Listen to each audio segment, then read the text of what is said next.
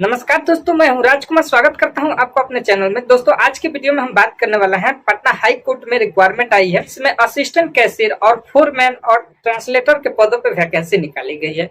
इस वीडियो में आपको फुल इंफॉर्मेशन बताने वाले हैं, क्या क्वालिफिकेशन लगेंगे, क्या आपकी उम्र होने वाली है और किस तरह इसका एग्जाम होगा, किस तरह इसमें बहाली ली जाएगी। पूरी डिटेल इस वीडियो में हम बताएंगे। बस वीडियो को शुरू से लेकर लास्ट तक जरूर देखिएगा। अगर आप हमारे चैनल पर नए हैं तो चैनल को लाइक, सब्सक्राइब कर बेल आइकन को प्रेस जरूर कर लीजिएगा, क्योंकि हमेशा इस तरह का अपडेट लेकर आते रहते हैं। जैसे कि आप यहाँ स्क्रीन पर देखेंगे कि यहाँ पे फुल इन्फॉर्मेशन दी हुई है। इस वेबसाइट का लिंक हम अपने वीडियो के डिस्क्रिप्शन में डाल देंगे, वहां से आकर के इस पर पूरी जानकारी ले सकते हैं। यहाँ पे देखेंगे जो कि ट्रांसलेटर का पदों पे भर्ती निकाली गई है और असिस्टेंट कैशियर है। उसके बाद जो है कि फोरमैन पे निकाली गई है। इसकी अप्लाई डेट की बात करें तो 21/5/2024 से स्टार्ट कर दी गई है और इसकी लास्ट डेट 30/6/2024 तक रखा गया है। और ये जो है ना कि ट्रांसलेटर के लिए रखा गया है। असिस्टेंट कैशियर का बात करें तो यहाँ पे 21/5/2024 से ये स्टार्ट हो गई थी और इसकी लास्ट डेट यहाँ पे देखेंगे कि 21/6/2024 तक रखा गया है। यहीं पे फोरमैन की बात करें तो इसकी लास्ट डेट 21/6/2024 तक रखा गया है। ठीक है, तो इसके दौरान आप पेमेंट का भी डेट यहाँ पे देख सकते हैं, यहाँ पे दिया हुआ है, मेंशन किया गया है। ठीक है, पेमेंट एप्लीकेशन फीस की बात करें तो जो भी है यूआर, बीसी और ईवीसी, ईडब्ल्यूएस कैटेगरी के लिए 1100 रुपए चालान रखे गए हैं और एससी एसटी कैटेगरी के जो आते हैं उनके लिए 550 रखे गए हैं। एज लिमिट की बात करें तो 18 साल से लेकर 37 साल तक रखा गया है। मैक्सिमम आपकी उम्र जो है कि 37 साल तक रहनी चाहिए। हमने जो है कि इसका नोटिफिकेशन डाउनलोड करके रखा हुआ है, उसी के माध्यम से हम आपको स्टेप बाय स्टेप फुल जानकारी हम देंगे इस वीडियो में। जैसे कि आप यहाँ देखेंगे कि ट्रांसलेटर के पदों पर जो वैकेंसी निकाली गई है, यहाँ पे मेंशन किया गया है ट्रांसलेटर। चूंकि यहाँ पे पूरी इन्फॉर्मेशन दी गई है, अभी हमने बताया कि लास्ट डेट इसका जब देखेंगे ट्रांसलेटर की तो लास्ट डेट 30/6/2024 तक रखा गया है। ये जो है ना कि ट्रांसलेटर के लिए है। और पेमेंट की बात करें तो 2/7/2024 तक इसका पेमेंट आपको कर देना है। अगर फॉर्म फिल करते हैं तो हैंड टू हैंड कर देता है पेमेंट, तो उसकी बात अलग है। अगर बहुत लोगों का रह जाता है, छूट जाता है, फॉर्म फिल कर देते हैं लेकिन पेमेंट छोड़ देते हैं, तो वो जो व्यक्ति है वो 2/7/2024 तक पेमेंट अपना कर देंगे। Patna high court requirement office staff के लिए जो पदों पे भर्ती निकाली गई है, यहीं पे देखेंगे कि ग्रुप बी पोस्ट के लिए और साथ में लेवल 7। यहाँ पे सैलरी की बात करें तो अगर आप 7 लेवल तक जाते हैं तो 44,900 लेकर के इतना तक आपका रहने वाला है। तो आपका जो है कि देख सकते हैं मैक्सिमम आपके कितनी सैलरी रहने वाली है। साथ में बात करें कैटेगरी वाइज की तो यहाँ पे जो अनरिजर्व्ड है उनके लिए 26 पोस्ट यहाँ पे रखे गए हैं। ठीक है, और वहीं अनरिजर्व में अगर जो महिला आती हैं उनके लिए 9 सीट रखे गए हैं। ईडब्ल्यूएस कैटेगरी के लिए यहाँ पे सीट देख सकते हैं 6 है और वुमेन के लिए 1 सीट रखा गया है। एससी कैटेगरी के लिए यहाँ पे 9 सीट रखे गए हैं और यहीं पे वुमेन के लिए देखेंगे कि 3 सीट रखे गए हैं। एसटी की बात करें तो वो 1 सीट रखे गए हैं और वुमेन के लिए यहाँ पे सीट नहीं रखा गया है। ईबीसी कैटेगरी के लिए बात करें तो 11 सीट है और वुमेन के लिए 4 सीट रखा गया है और बीसी के लिए यहाँ पे 7 सीट रखे गए हैं और यहीं पे देखेंगे कि 2 सीट महिला के लिए रखा गया है। तो ये जो था ना कि ट्रांसलेटर के लिए था और यहाँ पे देखेंगे ट्रांसलेटर कम प्रूफ रीडर के लिए। जैसे मान लीजिए कि एक ट्रांसलेटर होता है, कोई चीज को जो है कि ट्रांसलेट करता है, ठीक है, मतलब उसको अनुवाद करता है, और ये जो है ना कि ये उसको पढ़ता है, तो उसके लिए ये सीट यहाँ पे दी गई है। फ्रेंड, मैं पूरा पढ़ के बताऊंगा तो वीडियो बहुत लंबा हो जाएगा, आप स्क्रीन पुश करके पूरी जानकारी आप ले सकते हैं। यहीं पे बात करेंगे, थोड़ा सा नीचे आएंगे, यहाँ पे देखेंगे कैटेगरी वाइज में ईडब्ल्यूएस जो मेल है, मेल के लिए यहाँ पे 37 ईयर्स होना चाहिए, जो कि यहाँ पे आपकी बर्न जो है ना कि यानी कि डेट ऑफ बर्थ आपके इससे रिलेटेड ही होना चाहिए। ठीक है, और यहाँ पे ईडब्ल्यूएस के लिए 40 रखे गए, मतलब ये जो है कि मैक्सिमम है 18+। ठीक है, तो ये महिला कैंडिडेट के लिए है। और बीसी के लिए जो मेल और फीमेल है उनके लिए भी 40 रखा गया है। ठीक है, ये मैक्सिमम है, इस बात को ध्यान में रखिएगा। और कम से कम उम्र आपकी 18+ होनी चाहिए। ठीक है, और यहाँ पे देखेंगे एससी और एसटी कैटेगरी के लिए जो मेल फीमेल दोनों के लिए 42 ईयर्स रखे गए हैं, यानी कि 42 साल तक। ठीक है, यहीं पे अगर कोई विकलांग होता है, ठीक है ना, तो विकलांग में ईडब्ल्यूएस हो गए, ईबीसी, बीसी, एससी या फिर एसटी, तो उनके लिए जो है कि 47 ईयर्स यानी कि 47 ईयर्स यहाँ पे रखे गए हैं। एम्प्लॉय जो है ना कि सेंट्रल गवर्नमेंट क्या होना चाहिए। ठीक है, और यहीं पे बात करेंगे, थोड़ा सा नीचे आएंगे तो यहाँ पे देखेंगे मैक्सिमम क्वालिफिकेशन के बारे में, जो कि ग्रेजुएशन विथ इंग्लिश। ठीक है ना, मतलब जो ग्रेजुएशन किए होंगे आपका जो उसमें साथ में इंग्लिश होना अनिवार्य है। और यहीं पे देखेंगे कि आपको जो है ना कि हिंदी की जानकारी होना चाहिए। ठीक है। डिप्लोमा सर्टिफिकेट जो कि लास्ट 6 मंथ का आपको कंप्यूटर का कोर्स भी होना चाहिए, जो कि आप यहाँ पे पढ़ सकते हैं। रिकॉग्नाइजेशन इंस्टीट्यूट, और यहीं पे पढ़ेंगे professional has been given to candidate having law degree, ठीक है ना। तो ये चीज आपके पास होनी चाहिए। और यहाँ पे बोलता है कि professional will be also given the candidate having knowledge, ठीक है, उर्दू, मराठी या फिर संस्कृत, इनमें से कोई एक भाषा आपको आनी चाहिए, ठीक है। प्रोफेशनल क्वालिफिकेशन की जानकारी यहाँ पे दी गई है, आप इसको स्क्रीन को पुश करके रीड कर सकते हैं। कैटेगरी कोड की बात करें तो यहाँ पे देखेंगे कि जो परसेंटेज रिजर्वेशन होता है इसमें 16% रखे गए, जो कि ये SC कैटेगरी के लिए है, ठीक। 1% जो है कि ST कैटेगरी के लिए रखा गया है। और यहीं पे बात करते हैं EBC के लिए, EBC कैटेगरी के लिए तो यहाँ पे 18%, BC के लिए 12% है, EWS के लिए 10% रखे गए हैं। तो इस तरह से जानकारी को आप अच्छे से नोट कर लेंगे। और यहीं पे बात करेंगे, थोड़ा सा और नीचे आएंगे तो मॉडल जो सिलेक्शन है ना, तो यहाँ पे आपको रिटन टेस्ट देना होगा, इस बात को आपको ध्यान में रखना है, ठीक है। दूसरे नंबर में आपका जो है ना कंप्यूटर की भी जानकारी होनी चाहिए, तो यहाँ पे आपको कंप्यूटर का टेस्ट लिया जाएगा, ठीक है।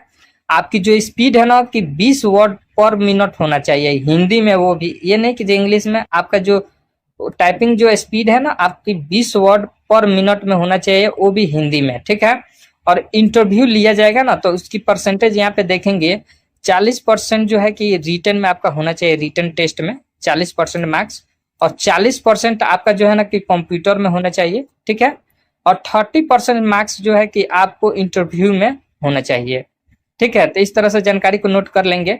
और यहीं पर बात करेंगे, हमने पहले भी बताया था सबके लिए सेम यहाँ पे चालान रखे गए हैं, जो कि अनरिजर्व है या फिर BC, EBC, EWS कैंडिडेट के लिए 1100 और SC और ST कैंडिडेट के लिए 550 यहाँ पे अमाउंट पे करने होंगे अगर आप ऑनलाइन फॉर्म फिल करते हैं। तो इसकी जो अप्लाई है ऑनलाइन के माध्यम से आपको अप्लाई करना है। यहाँ पे देखेंगे नेम ऑफ सिटी, ठीक है ना, मतलब कौन कौन सी सिटी में अवेलेबल है। पहले नंबर में आपका आता है पटना, उसके बाद है हाजीपुर, तीसरे नंबर में आता है आपका मुजफ्फरपुर। ये 3 जगह पे आपकी जो है ना कि एग्जाम सेंटर होने वाली है। आप फॉर्म भरते वक्त इसकी चुनाव आप कर सकते हैं, ठीक है। देखिए यहाँ पे आपका सबसे महत्वपूर्ण चीज रहने वाला है जनरल और इंग्लिश के लिए यहाँ पे ऑब्जेक्टिव रहेगा आपका, ठीक है। आपको मात्र आपको टिक मार्क करना है, वहां पे हर चीज रहेगा, आंसर भी रहेगा, क्वेश्चन भी रहेगा, और 4 आंसर दे दिए जाएंगे। वहां पे आपको एक चीज को टिक मार्क करना है, यानी कि सही करना है, ठीक है। तो इस तरह से आप जो है कि मैक्सिमम मार्क्स जो है ना कि आपकी 30 होनी चाहिए, ठीक है। उसी तरह आपको हिंदी में जो है कि आपका 30 होना चाहिए। उसी तरह देखेंगे कि यहाँ पे नॉलेज ऑब्जेक्टिव टाइप के लिए, जर्नल के लिए, ठीक है, तो यहाँ पे 20 होना चाहिए। टोटल यहाँ पे 80 होना चाहिए, ये मैक्सिमम मार्क्स है, ठीक है ना। और यहाँ पे 32 दिया गया है जो मैक्सिमम क्वालिफाइड मार्क्स है, ठीक है। और इसकी जो एग्जाम होगी 45 मिनट तक होगी, मतलब 45 मिनट का समय आपको दिया जाएगा, ठीक है। और यहीं पे मेंशन किया गया है नेक्स्ट 15 मिनट आपको OMR सीट के माध्यम से भी आपको टेस्ट देना होगा, ठीक है। और यहीं पे बात करें कि यहाँ पे 2 घंटा का ये टेस्ट होने वाला है, ठीक है, जो कि हिंदी है, ठीक है, और इंग्लिश है, ठीक है। तो यहाँ पे देख सकते हैं उसी तरह से पूरी जानकारी यहाँ पे दी हुई है, जो कि कंप्यूटर भी आपका शामिल है। 20 वर्ड का जो है कि आपको पर मिनट होना चाहिए, वो भी हिंदी में, ठीक है। और यहाँ पे देखेंगे जो कंप्यूटर में आपकी जो जानकारी है ना कि MS वर्ड, ठीक है, और दूसरे नंबर में जो है कि MS एक्सेल, ये चीज बहुत महत्व रखता है। इसमें जो है ना कि कंप्यूटर में भले और भी कोई जानकारी हो या ना हो, MS वर्ड और एक्सेल की जानकारी आपको बिल्कुल होनी चाहिए। वहां पे इस चीज की जानकारी आपको देनी होगी, ठीक है। इंटरव्यू के दौरान ये सवाल आपसे पूछे जा सकते हैं, ठीक है। उसमें कुछ कमांड्स भी आपसे पूछे जा सकते हैं, इस चीज की आप तैयारी पहले से ही रखेंगे। साथ में यहाँ पर इंटरव्यू में देखेंगे कि यहाँ पर पूरी जानकारी दी गई है, ठीक है। तो इस जानकारी को भी आप नोट कर लेंगे। आपसे उर्दू, मराठी और संस्कृत, ठीक है ना। तो यहाँ पे जो है कि ये जानकारी आपको होनी चाहिए। मान लीजिए कि आप हिंदू हैं तो संस्कृत तो जरूर जानते होंगे, जो मराठी है मराठी जानते होंगे, उर्दू भी जानते होंगे, ठीक है। और उसकी जो टेस्ट होने वाली है हाफ आवर की रहने वाली है, ठीक है। तो इस तरह से जानकारी को आप नोट कर लेंगे। अब देखिए सबसे महत्वपूर्ण चीज है कि यहाँ पे डॉक्यूमेंट्स, ठीक है ना। तो आपको देखिए सबसे पहले सिग्नेचर, वो भी स्कैन करके आपको सिग्नेचर लगाना है। ये नहीं कि जो मोबाइल से फोटो खींच के डाल दिए, स्कैन करके लगाना है, ठीक है। और दूसरे नंबर में है आपका मैट्रिक का सर्टिफिकेट, मार्कशीट, ठीक है, ग्रेजुएशन का सर्टिफिकेट और ग्रेजुएशन का मार्कशीट, डिप्लोमा सर्टिफिकेट, और यहाँ पे मेंशन किया गया है 6 मंथ का कोर्स आपका होना चाहिए, जो कि कंप्यूटर एप्लीकेंट के लिए, जो कि आपका रिकॉग्नाइजेशन इंस्टीट्यूट के माध्यम से आपका होना चाहिए। एक वैलिड आपका आइडेंटिटी प्रूफ होना चाहिए, ठीक है। और यहाँ पे डोमेस्टिकल सर्टिफिकेट यानी कि निवास, और साथ में आपको यहाँ पे जाति देना होगा, नॉन क्रीमिलियर सर्टिफिकेट, ठीक है, या फिर ईडब्ल्यूएस सर्टिफिकेट। और यहाँ पे अगर डिसेबिलिटी है यानी कि विकलांग है तो आपको जो है कि यहाँ पे सर्टिफिकेट देना होगा। इस तरह से जानकारी को आप नोट कर लेंगे। और वहां पे जो फोटो अपलोड करेंगे ना, तो आपकी जो साइज है ना फोटो की 50 केबी से लेके 100 केबी के बीच में होनी चाहिए। ये नहीं कि 100 केबी से ज्यादा हो गया तो फिर मुश्किल हो जाएगा, वो एक्सेप्ट नहीं किया जाएगा। 100 केबी से लेकर के 50 केबी के बीच में, यानी कि 50 से 100 केबी के बीच में आपका होना चाहिए। उसी तरह सिग्नेचर का भी दिया गया है 10 केबी से लेकर 20 केबी के बीच में। और जो भी इमेज आप डालेंगे ना, या फिर सिग्नेचर डाले या फिर अपना फोटो डाले, ठीक है, ये फोटो है और ये जो है कि सिग्नेचर है आपका जेपीजी या फिर जेपीईजी या फिर पीएनजी फॉर्मेट में आपका होना चाहिए, ठीक है। तो ये आप क्लियर अच्छे से समझ गए। और डॉक्यूमेंट्स अपलोड जो करना है ना, तो वो भी आपको 50 केबी में से लेके 100 केबी के बीच में होना चाहिए। और यहाँ पे देखेंगे कि जेपीजी और पीएनजी जेपीईजी के साइज में ही आपका होना चाहिए, मतलब इस फॉर्मेट में ही आपको अपलोड करना होगा। ये गाइज आपका ट्रांसलेटर के लिए था, इसकी जानकारी हमने ट्रांसलेटर की फुल बता दिया। अब चलते हैं गाइज यहाँ पे असिस्टेंट कसीर की, ठीक है। तो यहाँ पे बात करेंगे, तो इसकी डेट हमने बताया 21/6/2024 तक। तो सीट के बारे में बात कर लेते हैं यहाँ पे पोस्ट की। तो एक सीट रखे गए हैं अनरिजर्व, जो कि जनरल कैटेगरी से आता है। ईबीसी के लिए यहाँ पे एक सीट है, टोटल यहाँ पे 2 रखे गए हैं, ठीक है ना। तो ये जो है कि असिस्टेंट कैशियर के पदों पे है, ठीक है। तो उनके लिए जो सीट है इतना रखा गया है। यहीं पे बात करें एलिजिबिलिटी की, तो यहाँ पे देखेंगे कि आपका जो है ना कि 1 जनवरी 1971, ठीक है, मतलब परमानेंटली सेटल इन इंडिया का आपको होना चाहिए। बहुत सारे कंडीशनों में होता यूं है गाइज, बहुत सारे लोग जो है ना कि अदर कंट्री के जो है कि रहते हैं, वो भी चाहते हैं कि फॉर्म को फिल करना। तो अदर कंट्री के जो लोग हैं वो भी इस फॉर्म को फिल कर सकते हैं, लेकिन इसमें कुछ कंडीशन दिया गया है जो कि मैं आगे आपको वीडियो में बताऊंगा। यहीं पे देखेंगे गाइज कि यहाँ पे दिया हुआ पाकिस्तान हो गया, ठीक है, बुर्मा या फिर श्रीलंका, ईस्ट अफ्रीका, ठीक है। इस तरह से पूरा जानकारी को आप नोट डाउन कर लेंगे। और यहाँ पे बोलता है ना कि परमानेंटली सेटल आपको इंडिया में रहना चाहिए। कहने का मतलब बेशक आप अदर कंट्री के हैं उससे मतलब नहीं है, लेकिन आपको इंडिया में परमानेंटली जो है कि आपको सेटल रहना चाहिए। आप दूसरे कंट्री से उससे मतलब नहीं है, लेकिन आप इंडिया के आप परमानेंटली सेटल इंसान नहीं है तो आप इस फॉर्म को नहीं भर सकते हैं, ठीक है। और इंडिया का कोई भी व्यक्ति इस फॉर्म को फिल कर सकता है, ठीक है। अनरिजर्व मेल के लिए यहाँ पे देखेंगे कि 37 ईयर्स रखे गए हैं, ठीक है। और फीमेल के लिए जो है कि 40 रखे गए हैं, ये भी जनरल कोटा में है। ईबीसी के लिए मेल फीमेल दोनों के लिए यहाँ पे 40 रखे गए हैं, ठीक है, मतलब 40 साल। और यहाँ पे मैक्सिमम क्वालिफिकेशन की बात करें तो ग्रेजुएशन कॉमर्स से होना चाहिए या फिर अकाउंट या फिर मैथमेटिक्स, ठीक है। तो इस चीज को आप नोट कर लेंगे गाइस, ठीक है। और डिप्लोमा सर्टिफिकेट जो कि लास्ट 6 मंथ आपका कंप्यूटर का कोर्स भी होना चाहिए, इस बात को बिल्कुल नोट कर लीजिएगा। ये चीज आपको तीनों पोस्टों में आपको देखने को मिल जाएगा, क्योंकि देखिए पिछले पोस्ट की बात की है तो उसमें भी आपको मिला, ठीक है। वीडियो को दोस्तों शुरू से लेकर लास्ट तक बने रहिएगा, पूरी जानकारी हम इस वीडियो में बताएंगे, जितना हो सकेगा उतना हम बताएंगे। और यहाँ पे बात करेंगे परसेंटेज फॉर द रिजर्वेशन की, तो यहाँ पे 60% जो है कि एससी कैटेगरी के लिए, एसटी हो गया, ये जो है ना कि ईबीसी मतलब इसका फुल फॉर्म दिया गया है, ठीक है, शेड्यूल कास्ट, शेड्यूल ट्राइब। तो इस तरह से जानकारी को आप यहाँ पे देख लेंगे स्क्रीन को पुश करके, ठीक है। और यहाँ पे बात करेंगे मॉडल सिलेक्शन की, जो कि आपको रिटन टेस्ट होगा, कंप्यूटर टेस्ट होगा और इंटरव्यू लिया जाएगा, जो कि आपका 40% मार्क्स होना चाहिए रिटन में, 30% मार्क्स आपको इंटरव्यू में देना होगा, ठीक है। चालान आपका सेम ही रहेगा, ठीक है। और यहीं पे बात करें और थोड़ा सा नीचे करेंगे तो और भी जानकारी देखने को मिलेगा, ठीक है। तो यहाँ पे देखेंगे गाइस कि यहाँ पे पूरी जानकारी दी गई है। रिटन टेस्ट ऑब्जेक्टिव टाइप की यहाँ पर भी होगा, ठीक है, मतलब आपका जो रिटन टेस्ट होगा ना तो ऑब्जेक्टिव की तरह ही होगा, आपको टिक मार्क करना होगा। मैक्सिमम यहाँ पे देख सकते हैं 100, और स्क्रीन को पुश करके ये जानकारी को आप ले सकते हैं, ठीक है। और यहाँ पे मैक्सिमम क्वालिफाई मार्क आपको 40 होनी चाहिए, और यहाँ पे आपको 2 घंटे का टाइम दिया जाएगा, ठीक है। और इंटरव्यू में भी आपको यहाँ पे देख सकते हैं, इसको नोट डाउन कर सकते हैं, ठीक है।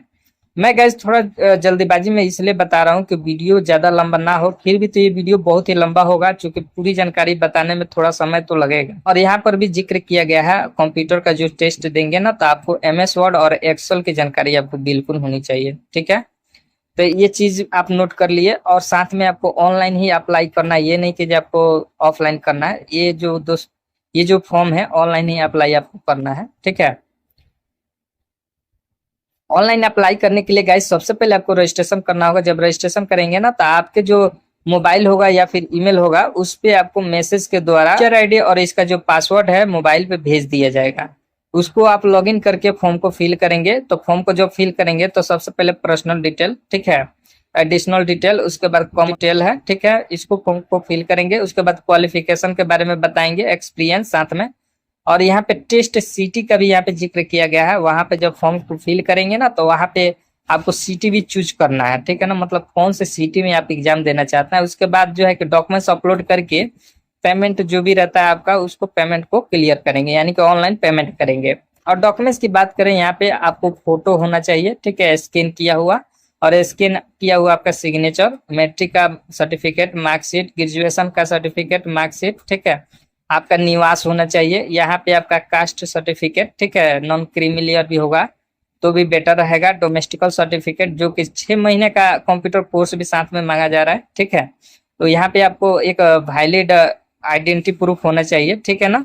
और यहाँ पे बात करेंगे जो कि फोटो की साइज है 50 से 80 KB। देखिए यहाँ पे थोड़ा सा चेंज कर दिया है, हमने पिछले में बात किया तो वहाँ पे 50 से 100 था, लेकिन इसमें जो है कि 50 से 80 KB ही रखा गया है। तो इस बात को ध्यान में रखते हुए फॉर्म को फिल करेंगे, ठीक है। और डॉक्यूमेंट्स की बात करें तो यहाँ पे 100 KB रखा गया है, और यहाँ पे PDF में भी अपलोड कर सकते हैं। देखिए पिछले में हमने बात किया तो वहाँ पे सिर्फ JPG PNG फाइल दिया हुआ था, JPEG फाइल दिया हुआ था, और यहाँ पे आपको PDF का भी ऑप्शन दिया गया है। तो इसमें जो है कि PDF में भी अपलोड कर सकते हैं डॉक्यूमेंट्स को, ठीक है। तो इस तरह से जानकारी को नोट डाउन कर लेंगे। अब चलते हैं हम तीसरे में, जो कि तीसरा हमारा है फोरमैन, ठीक है ना। तो ये फोरमैन आप समझिए किस चीज के लिए। ये जो फोरमैन है ना गाइस, ये जो फोरमैन है मोटर कार गैरेज के लिए है। जो मोटर कार गैरेज का जो कोर्स किए हैं, ठीक है, ये उनके लिए है। और यहीं पे बात करेंगे इनकी जो अप्लाई की लास्ट डेट है ना 21/6/2024 तक। देखिए सबका अप्लाई स्टार्ट कर दिया गया है। इसकी सैलरी की बात करें तो यहाँ पे देखेंगे 29,200 से लेके 92,300 तक आपको पे किए जाएंगे, ठीक है। और ऑन रिजर्व के लिए यहाँ पे सीट देख सकते हैं एक है, वुमेन के लिए यहाँ पे सीट नहीं रखा गया है, ठीक है, सिर्फ मेल के लिए ही सीट यहाँ पे रखा गया है, ठीक है। EBC के लिए यहाँ पे एक सीट रखे गए हैं, ठीक है। इस तरह से जानकारी को आप अच्छे से रीड करेंगे। और यहाँ पे आपको पोस्ट जो फोरमैन है ना मोटर कार गैरेज के लिए, जो कि हमने अभी बताया, और इसमें जो है ना कि गाइस इंडियन सिटीजन होना चाहिए। ये नहीं कि अदर कंट्री के है तो फॉर्म को फिल कर सकते हैं, नहीं, आपको इसमें इंडियन सिटीजनशिप होना चाहिए। मतलब इंडियन सिटीजन ही, मतलब इंडिया के जो निवासी हैं वही इसको भर सकते हैं, जो कि फोरमैन का पद पे जो भर्ती निकाली गई है, ठीक है। तो इस तरह से आप जानकारी को नोट करेंगे। और कैटेगरी की बात करें तो यहाँ पे मैक्सिमम उम्र की बात किया गया है, ठीक है। तो यहाँ पे जो अनरिजर्व मेल के लिए 37 है, और फीमेल के लिए 40 ईयर्स रखा गया है। EBC के लिए यहाँ पे 40 रखा गया है, जो कि मेल फीमेल दोनों के लिए है। क्वालिफिकेशन की बात करें तो यहाँ पे इंटरमीडिएट 12 पास होना चाहिए आपको। और यहाँ पे मैकेनिकल का सर्टिफिकेट आपको होना चाहिए, जो कि मोटर व्हीकल है। और यहाँ पे आपको NCVT या फिर SCVT के तहत ही आपका सर्टिफिकेट होना चाहिए। सबसे ज्यादा मान्यता जो है कि NCVT और SCVT की होती है। अगर NCVT से किए हैं तो सबसे बेटर है आपके लिए, आप इस फॉर्म को इजीली तरीके से फिल कर सकते हैं, ठीक है। और यहाँ पे रिजर्वेशन परसेंटेज की बात करें तो यहाँ पे देख सकते हैं, इसको नॉक डाउन कर लेंगे गाइस, ठीक है, स्क्रीन को पुश करके। और यहाँ पर भी आपको डोमेस्टिकल सर्टिफिकेट देना होगा, ठीक है। और यहाँ पे रिटन टेस्ट और फोरमैन का जो स्किल टेस्ट है ना वो लिया जाएगा आपसे, और इंटरव्यू भी लिया जाएगा। जो कि आपका रिटन जो टेस्ट होगा 40% मार्क्स आपको आना चाहिए, और इंटरव्यू में 30% दिया गया है। और यहीं पे बात करें पेमेंट की, तो पेमेंट जो है कि यहाँ पे देख सकते हैं, ठीक है, सेम ही है। और यहाँ पे और नीचे थोड़ा आएंगे तो और भी जानकारी यहाँ पे देखने को मिलेगा, ठीक है। तो और यहाँ पे देखेंगे जो कि रिटन टेस्ट के लिए जो कि मैक्सिमम मार्क यहाँ पे 100 है, ठीक है, मतलब टोटल हम बता रहे हैं। और इस तरह से आप जानकारी को रीड कर लेंगे 75-10, ठीक है, मतलब आप स्क्रीन को पुश करके थोड़ा आप देख सकते हैं, ठीक है। और यहीं पे थोड़ा सा नीचे करेंगे और भी जानकारी हमें देखने को मिलेगा। मेन पॉइंट जो है ना कि आपको मैं बता रहा हूँ, ठीक है। तो इसमें जो है कि इतना ही जानकारी है, ठीक है, मतलब जानकारी तो बहुत सारे इसमें दिए गए हैं, आप अपने अकॉर्डिंग जो है कि इसको देख लेंगे। और इसमें फॉर्म भरने का भी दिया गया है, मतलब किस तरह से फॉर्म को फिल करना है। तो पूरी जानकारी इसमें इस पीडीएफ में दिया गया है। तो आप जो है कि स्क्रीन को पुश करके अच्छे से जानकारी ले लेंगे। और कुछ समझ में नहीं आता है तो इसी वीडियो का कमेंट सेक्शन में कमेंट कीजिएगा, मैं आपको कमेंट का जल्द से जल्द रिप्लाई देने की कोशिश करूंगा। तो गाइज ये जानकारी आपको अच्छी लगी हो तो वीडियो को जरूर लाइक कीजिएगा, क्योंकि बहुत मेहनत लगता है वीडियो बनाने में। अगर आप चैनल पर नए होंगे तो चैनल को लाइक सब्सक्राइब कर बेल आइकन को प्रेस जरूर कर लीजिएगा। ये वीडियो देखने के लिए आपका बहुत